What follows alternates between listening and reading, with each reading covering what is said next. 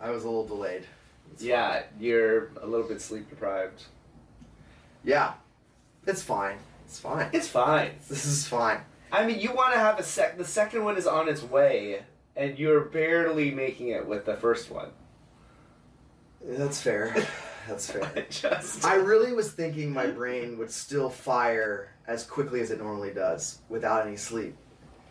And that's not been the case yet. I mean, I think it's just gonna... I need some momentum. Has there been any situation or any time in your life where you've had zero sleep and you've thought to yourself, man, I am firing at my best right Honestly, now? Sometimes, yeah. For some weird reason, and this might just be a me thing, but when I'm pretty damn tired, I don't know if it's like, I don't know what hormone gets pushed through my system, but if I time it just right, I feel like, I think it's cortisol. I think if I get like a spike, that second wind, I get like some cortisol going through me, which I sort of feel like is happening right now. Yeah, because I just watched him down a full cup of coffee in literally 5 minutes. And 4 Advils. Yeah, the Advil is for the headache. The coffee is for the caffeine and the awakeness. I think I'm going to be fine. I'm feeling the juices flowing. The juices are flowing. The juices, yes. Okay, so we have probably done a ton of these podcasts out of order, but I don't know why I told the audience, our 2 audience members out there, which is me and you, we're actually the only people that listen to it. Maybe Brooke. Brooke might actually listen. Yeah. The views, it's like 40 views, but that's because I watched it 38 times. And then Brooke watched it twice. and Henry watched it. Oh, yeah. Do they count as household views? Yeah, it's a household. Yeah. I think this is going to be our first episode. Yeah. This one already feels like it needs to be the first one. Yeah, because there were already a lot of mistakes in the second one, but this one will... Which is actually the first one. Yeah. But there will be the second one. Yes. It's like if any of the 2 people that watch this are familiar with Mr. Show. Yeah.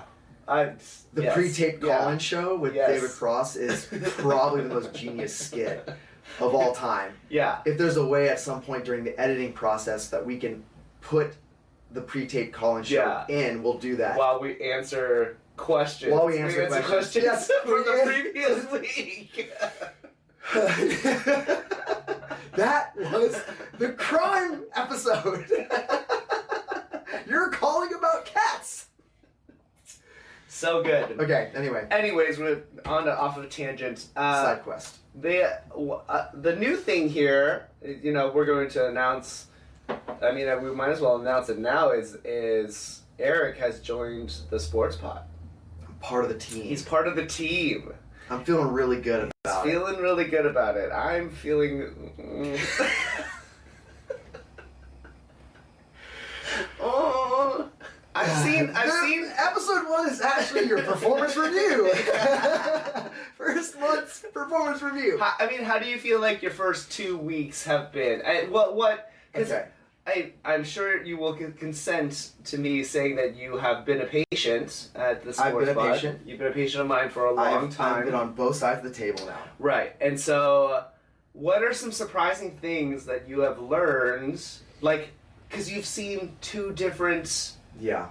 versions of the Sports Pod, of me and of the Sports Pod. It's way more stress-free when you just get to lay on the table. Yeah. That's pretty nice. Yeah. Just get some needles in you, just lay there, legs twitching, scroll your phone.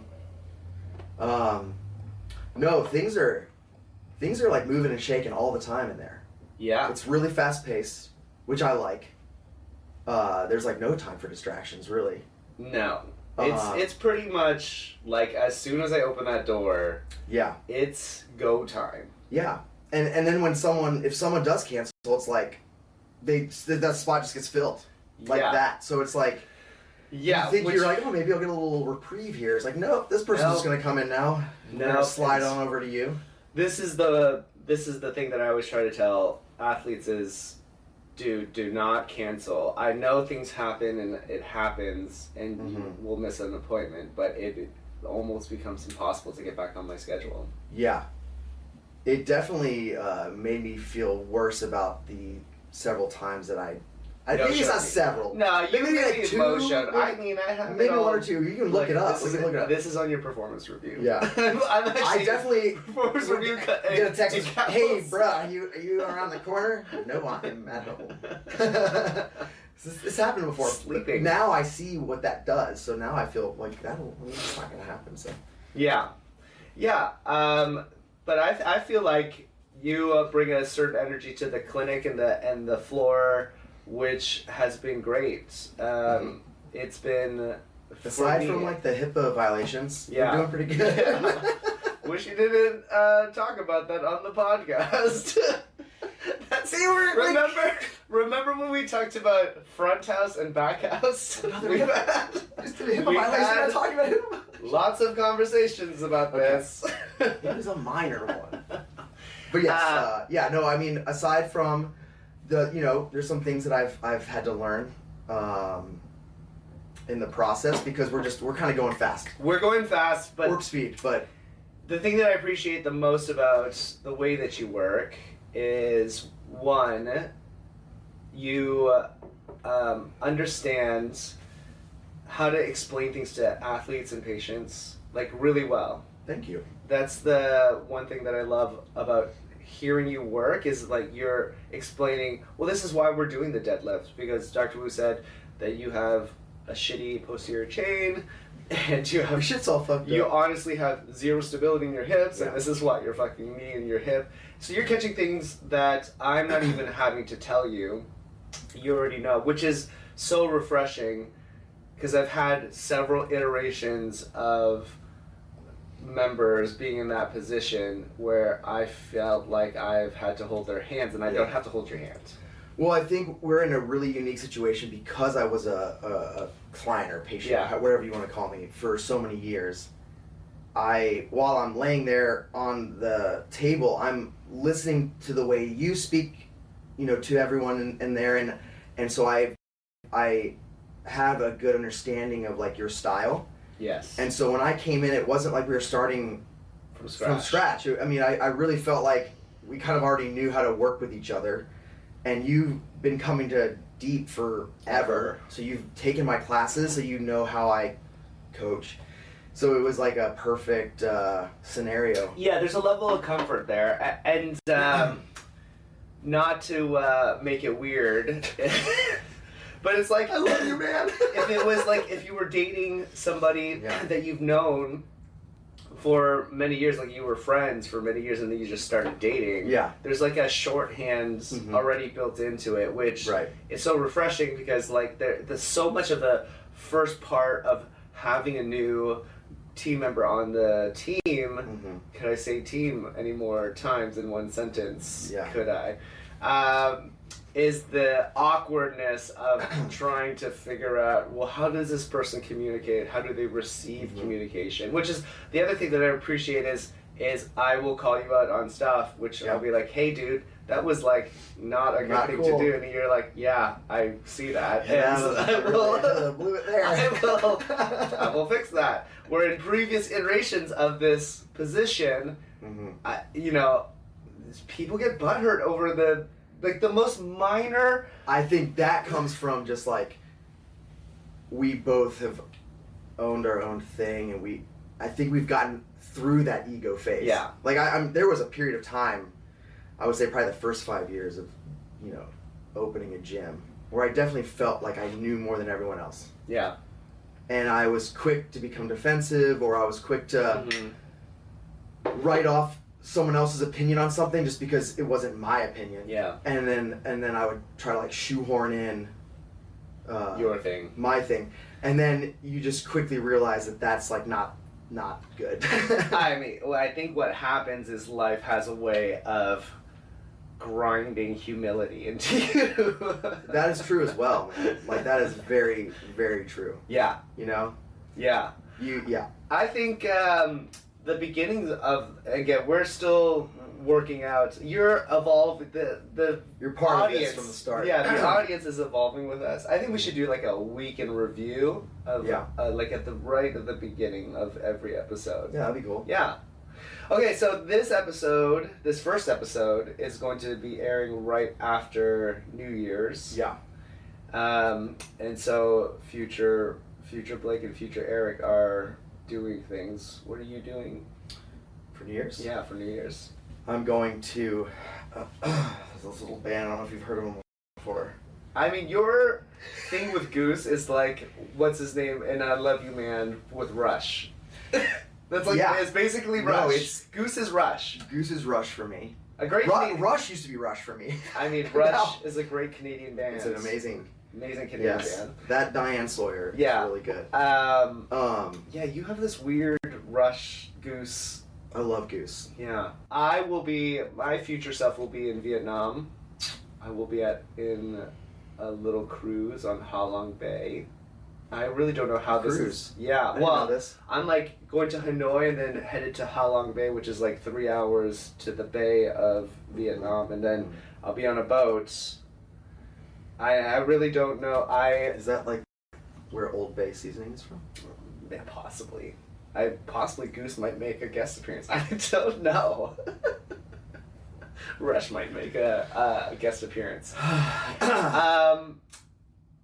So I will be in the sea. I don't even know what sea is on that side of Southeast Asia.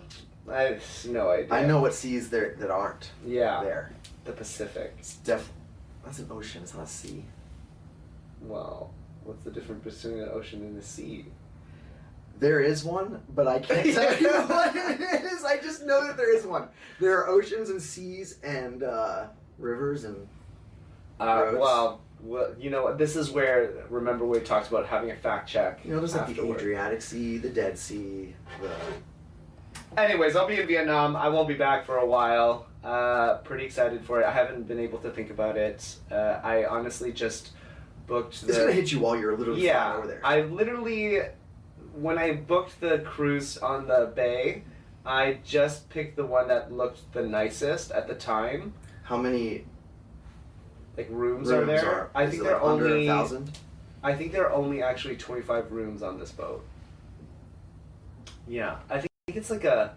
Sounds like a small yacht. It might be. Honestly, I don't know. Sounds cool. I will send you pictures.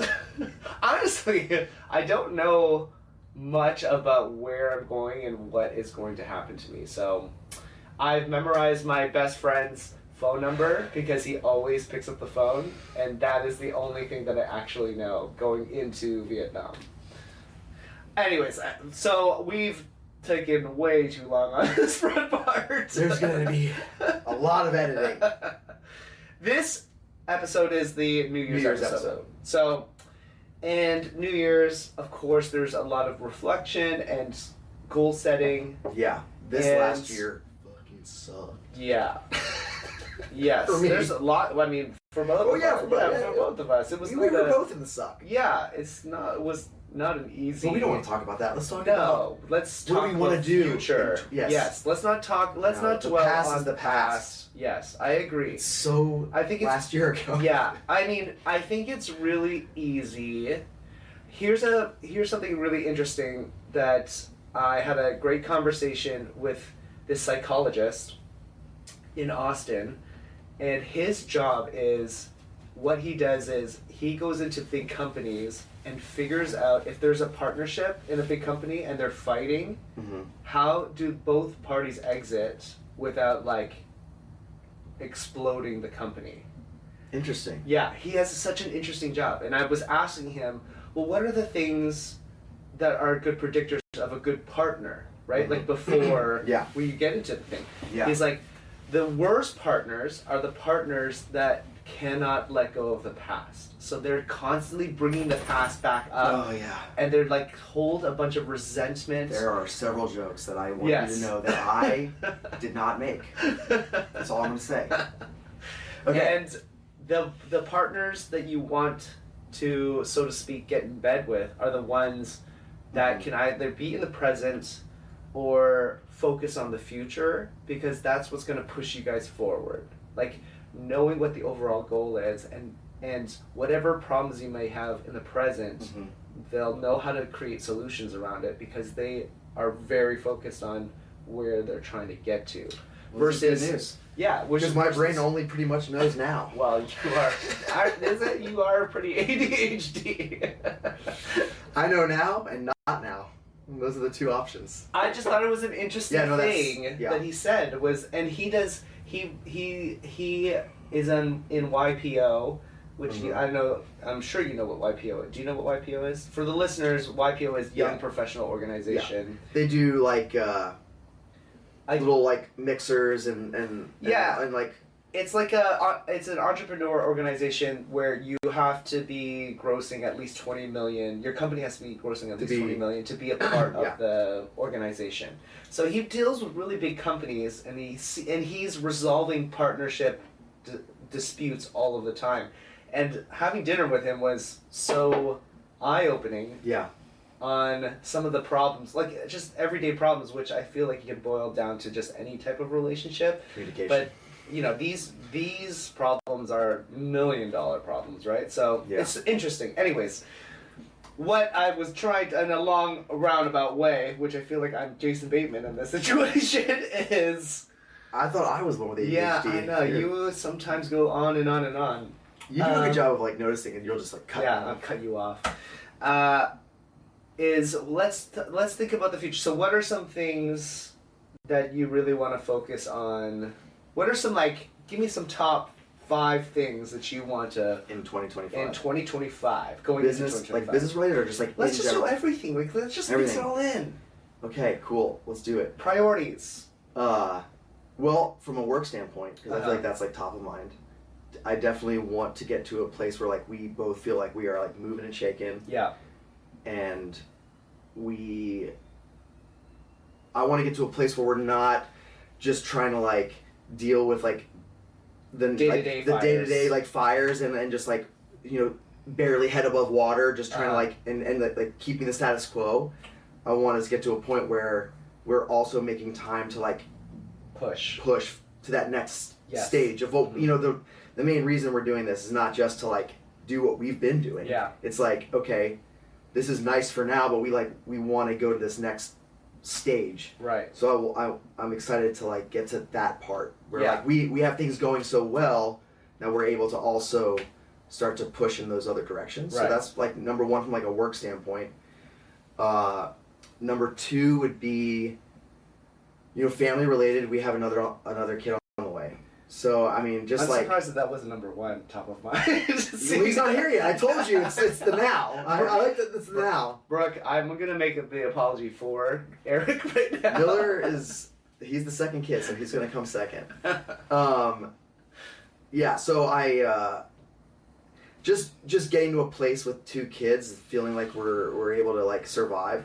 I have some anxiety over that. I mean, you're barely surviving. Again, top of the podcast. You're barely surviving with the. I was up a lot last night with a sick child. Yeah. Yeah, but you know that's just this is like it's good and it's like it's not even bad. It's like it's what you signed up for. So you just do it. You just do it. Yeah, I think there's like not to go on. I'm gonna go on a tangent. F it. I think a lot of people they act surprised about the things they have to do as a parent. It's like, well, that's what being a parent is. So like, you don't complain, just do it. This is a long way about this. Buckle your seatbelts. Buckle your seatbelts. There is a show that I absolutely love. It's called Couples Therapy. It's on Paramount Plus. Okay. I think you and Brooke should watch it, not to say that you are having marital issues. What couple is it? As to say is like, Orna is a great therapist. Okay. And one of the couples, the wife is, her truth is, I just want to be honest and brutally honest. Mm-hmm. And so she'll say things that are very hurtful to her husband all of the time. But she's like, well, it's under the guise of, I'm being honest. And I would think that you would think that this is like a good thing, right? But then Orna was like, that's true. You can speak your truth, but you should also accept the responsibility and the accountability of you are hurting other people when you say these things because you are telling the honest truth. Like, what did you expect the outcome was? You need to also accept that as, because she was accepting. You're balancing those two things. Her narrative in her head was like, well, I'm telling you the truth, so you should be thankful that I'm telling you the honesty of the truth. But she wasn't accepting the reality of when you say the truth to somebody that hard, they're gonna get hurt. And we'll also, like, we can go down a whole psychology track now. You know, it just everyone has different, what do you want to call them, love languages, just ways that they take in feedback. And to understand your spouse very well is to understand, like, what forms of communication hurt them the most, right? So that might have that type or style might be fine with a different person. But if that person is I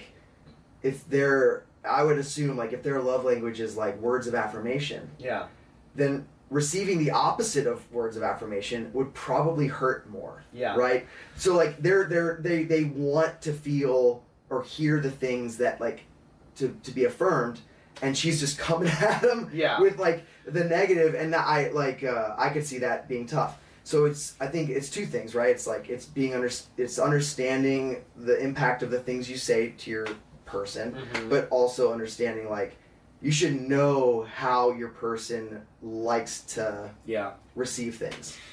Yeah, just as an aside, there was some research, like, I think it might have been Gottman's, where they kind of poo-pooed love languages. Like, we all have all 5 love languages. We all, they all, and it's easy to, like, it's just an easier way to put categories and names on things.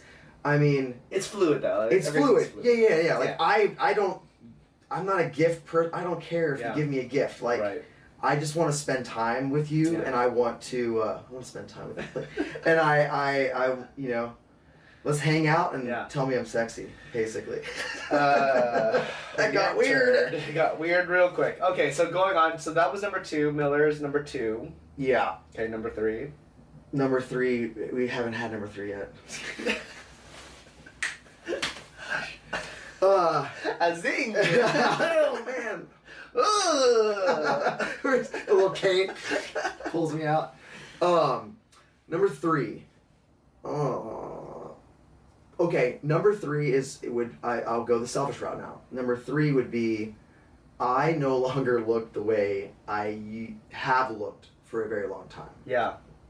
So from an aesthetic standpoint, I am a little soft. Yeah. Pants aren't fitting the way that they need to be. I have this really nice belt that I like. Yeah. And we are on the final hole. Which means if I gain any more weight, I can no longer wear the belt. Yeah. Oof. And I refuse to add it to punch another hole. I mean, that's failure. I got a drill. I'm not doing it. So I need to go back two belt loops. I need to go back. So there's each belt loop is what, like an inch? I would say less, maybe, right? Half an inch. This is probably a standard size, right? Let's just give you the grace of a 1/4 inch. 3/4 inch? No, a quarter. 1/4. Half. Yeah, like this. Yeah, I need to lose an inch around my waistline. Okay. Yeah. I think that would equate to the leanness that I'm more accustomed to having. I am wearing this huge oversized hoodie for a reason, guys. It's not good. Yeah. Just kidding. I'm being ridiculous. I am in way better shape than most people. I'm happy with how I look. It's just I owned a gym for 15 years and Well, stress has a lot to do with it, right? Yeah, stress has a lot to do with it. I just think everyone has their accepted, like, set point, and also, like, everyone has their own personal brand, right? Like, you kind of see yourself and you see yourself as one way, but also you see yourself, like, as part of Sports Pod. Yeah. Right? And, like, when you walk in that door, there's, like, a version of you. Yes. Right? And so I'm the same way. Like, the version of me that went with Deep, that, like, made me feel like I'm a representation of this brand, was, like, strong, shredded version of Eric. Yeah. And I'm not that anymore. So like I would like to, part of 2025 is definitely like getting back to eating the way I used to eat, training as much as I used to train, sleeping better. I don't think you're going to sleep. I don't think, maybe that'll be last. But like there are a number of things that I can do, and maybe I should... To control this. Maybe I should put this out there. Yeah. So you can see what I'm doing. Yeah. And if anyone wants to follow along, they can. Yeah. It's not going to be 75 hard, but it's going to be, you know, I'm going to follow some guidelines that I know work for me. Yeah. And we could do weekly check-ins. Let's do a weekly check. Yeah. Guys. This is I'm going to keep you accountable. I love things that are embarrassing. Yeah. Side note, never avoid embarrassment or pain. Yeah. These are life's teachers. Yes. They're life's motivators. You won't remember certain people's names in your class, but you will remember the cringiest fucking thing that you said in lunch period in 2001. Forever. Yeah. I will be on my deathbed. I'll remember the cringy shit that I said. Embarrassment, pain, suffering, these things teach you. Don't shy away from them. So the reason why I'm saying this, I think it would be really a great way to add some embarrassment for myself and like be funny. Also, because I like humor. Yeah. Is what if we did like as part of the weekly podcast? Updates, yeah. I'll like stand on a fucking scale. You can like you can like measure my waist. Yeah. And pinch my fat and be like, let's get calipers. Yes, let's get calipers. We'll get calipers, and then because I don't want to be embarrassed. Yeah. So it'll motivate me. Yeah, we'll do. I'll find a funny name to do like not a dry January, but like a non-fat January. And we can have. So I love bits. I'm a big bit guy. There needs to be like a bet payoff. Yeah. Like if I succeed in the goal that I set, like something, but if I don't, I have to do something even more embarrassing. Yeah. Like, okay. Like I have to do like the truffle shuffle. Or we've like, gotten into Eric's psychology a little bit of what motivates him. I think we should stop at 3. 3 feels good, right? Yeah. Let's move on. I gotta stop talking. Okay. Let's move it on to you. Okay. Number 1, top of mind. I've like perused some of what you edited in our first episode, so this is more of an aesthetic thing, and a lot of it is like side profile. And I've noticed that I've lost my neck. I look like I'm permanently wearing a fucking turtleneck the entire time. No, that's just my skin. I've just lost my neck. I lost my neck. I'm 42 years old. I haven't noticed that. It's just the way you're shaped. No, no. I am going through some type of inflammatory process, which is probably something to do with what the fuck I'm eating. So this is, I think both of us. Like, we ate like 15 cookies. Yes. They're so good. Who is that? Shout out. Kristen Sebastian.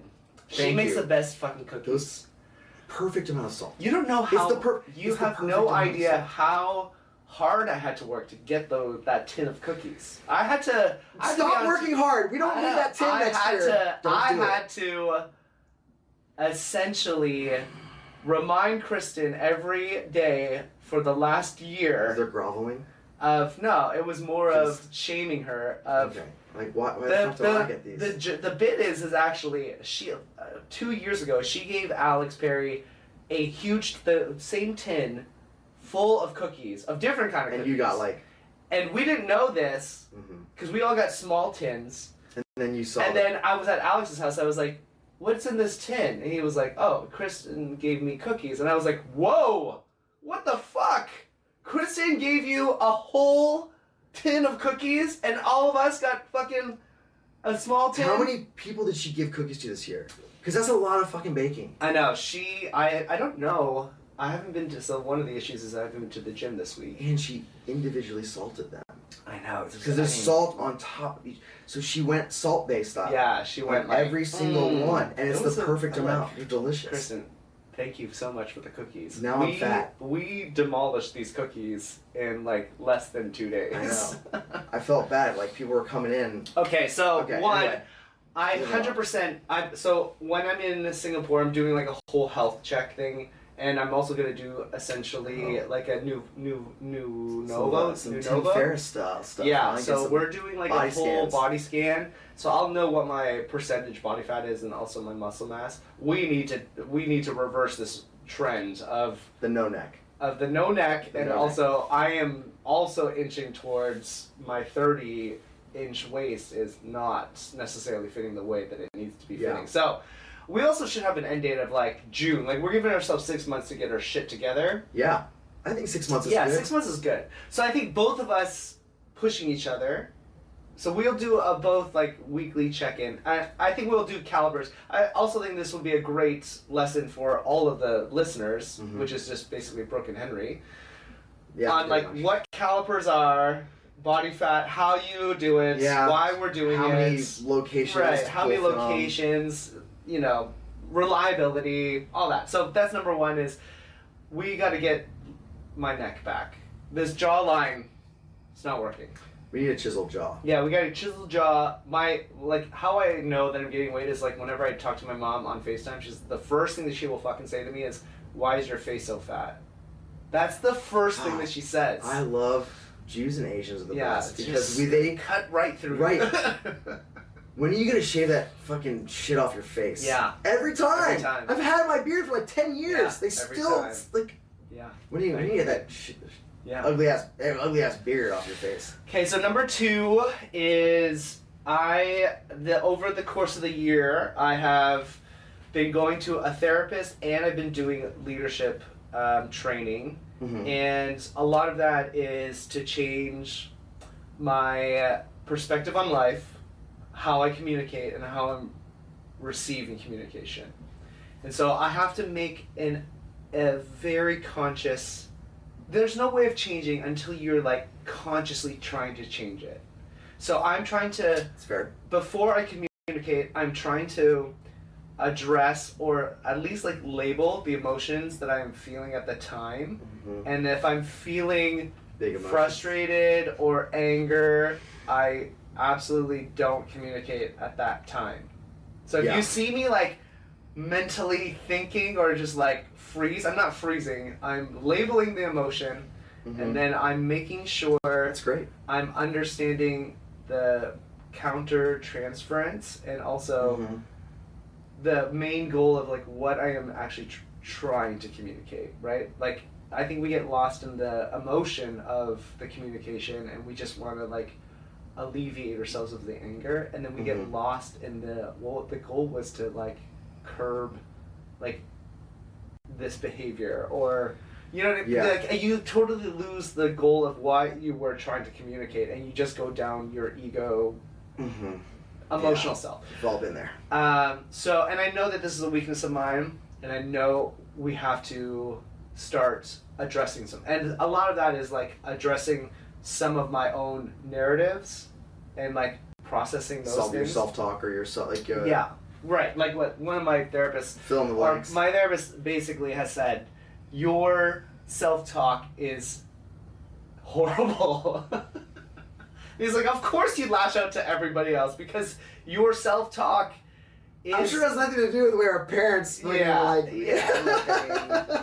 Tiger mom is a real thing.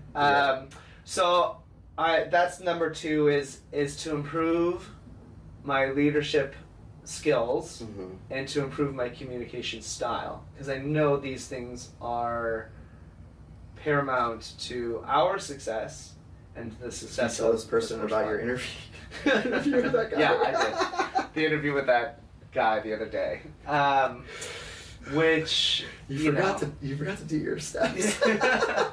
Yeah, I mean that is another thing is I mean I don't want to get into the rabbit hole of it, but when somebody says that they're a sports doctor and they can't answer the most basic of sports medicine questions. Yeah, it was like a scab, and you had to pick it. Like it's a flash anger, just of like, dude, it's just like this is the thing that makes our profession the worst. Okay, so I don't want to get into all of that. Sorry, okay. That's my fault. Yeah, so that's number two, and then number three is which kind of goes back to number one, is I don't have the necessarily the best self-care. I think you understand this as an entrepreneur is you put your business first and everything last, and you forget that you have to put the oxygen mask on yourself. And so many times have I put up until I still do this. It's like a knee-jerk reaction. Is you put the business first and you put you last. And I'm doing things now that allow for there to be space, like space to. Are you holding space? Well, just like holding space. Yeah. To be able to just not get caught in the grind. Like it's so easy to get caught. You know this. I can also tell when you have a switch. Yeah. And I've only been doing this with you daily for a few weeks, but I've already picked up on when the switch is flipped. Yeah, I'm on work. That's it. Yeah, and so it's like I know like this is work Blake. Yeah. This is now there's work Blake, and then there's like fucking work. Yeah. And there's I can grind. Like I can put my head down and just. It's like one of those. There's like a middle stage, so like you flip to middle, but then there's at some point I go to overdrive. And I've only seen that a couple times, but like I know that's like let's no more joking. Yeah. I'm like no more joking. Yeah, I mean when I'm focused or a serious case comes in, yeah, it's just like I will go into overdrive. That's a good quality. Yeah. I mean, it's I can go 100% focus on that one patient and just. But I bet you sometimes you have a hard time once you're in it. Then it's hard to come back ramp out off of it. Yeah. It's hard to ramp off of it. So, and I'm like, as you already kind of know, is like I'm so structured and like goal oriented and Me too. So structured. Yeah. Yeah. Was this supposed to work today? Oh, that hasn't happened. Okay. Let's not give people. Yeah, it's so hard to turn that part of my brain off of you go to A to B to B to C, C to D. Like in my brain, I can knock out. Yeah, and I just learned this is like your dad is a COO. My brain works like a CO. Like I'm very process oriented. Like let's get down this line. It's very linear, and that it's like a double-edged sword, right? It can be obviously it can be a strength to push the clinic forward, but it also can be a weakness because it doesn't allow for things to organically grow and to allow for other opportunities to happen, because I only have one way of. Yeah, that's fair. I mean, I think there was someone on Instagram I saw recently just talking about how like a lot of the structure of companies are very stifling to creativity because it's all about, ABCD, like the organizational, and it's, being on top, everything's just like so structured, and most of our life we tend to, we prop up certain characteristics of people, and then other characteristics we look as like negatives. Yeah. But some of the most, I mean, if you look at through history, some of like the most creative and beneficial people to society in like the arts and other things, like they have a lot of what we would deem are like more like negative connotation characteristics as well, and that's just they just come hand in hand. So he was saying that like if a business wants to have innovation and creativity, you have to accept and allow certain people that space to work with. Yeah. Now, I mean, there's limits, obviously. Yeah. But if you have no flexibility, then you're going to have no room for growth and evolution. Yeah, and so I think just allowing for that part of my brain to unlock, and for me, that's just creating. I have to structure time to do it. It's kind of, which we were talking about Jerry Seinfeld the other day.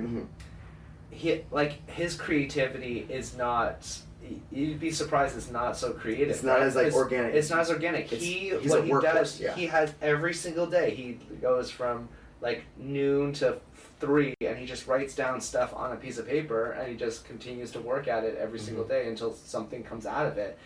And so I just have to allow space for myself to like be very that part of it I can understand. Like I can just be very disciplined about every Friday I'm going to do X, Y, and Z, and like this is how we're going to push forward, because if I'm on the floor the entire time, I go into that overdrive, like I'm so hyper focused on it that everything else becomes secondary.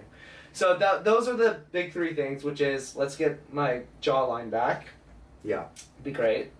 Pretty solid. Number 2, be patient with me with my communication style. Sometimes I can be extremely almost too honest, so I don't have any tact, or I'm not processing things through my frontal lobe. I'm just going to the amygdala and straight lizard brain. Lizard brain. And then 3 is, well, what was there? Like just basically. I think 2 and 3 kind of morphed together. Well, allowing space for myself to. Oh yeah. Basically, like allowing space for myself to, like, essentially grow. I have to be able to grow because I'm just stuck in this like kind of hamster wheel of. The most famous like probably quote of like the definition of insanity is doing the same thing over and over and expecting different results. I've said that a million freaking times, but it's so true. We get trapped in it, and we're like, why did I think this was going to end up in any other way than it was obviously going to end up? Yeah, I know.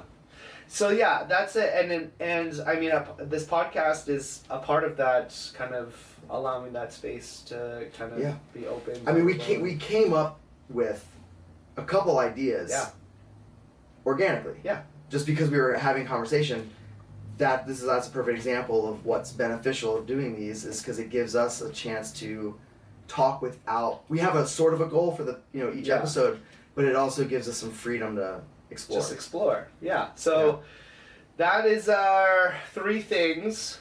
The next episode, our check-in's going to be a little bit different. Well, we already know episode 2 is really episode 1, but we didn't know that we were going to do episode 1. I have to finish editing it. You also have to finish editing using AI. Using AI.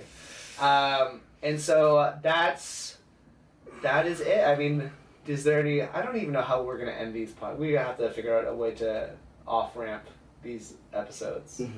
Or we could just do like a quick bye. What I think is funnier is like I'll start to talk as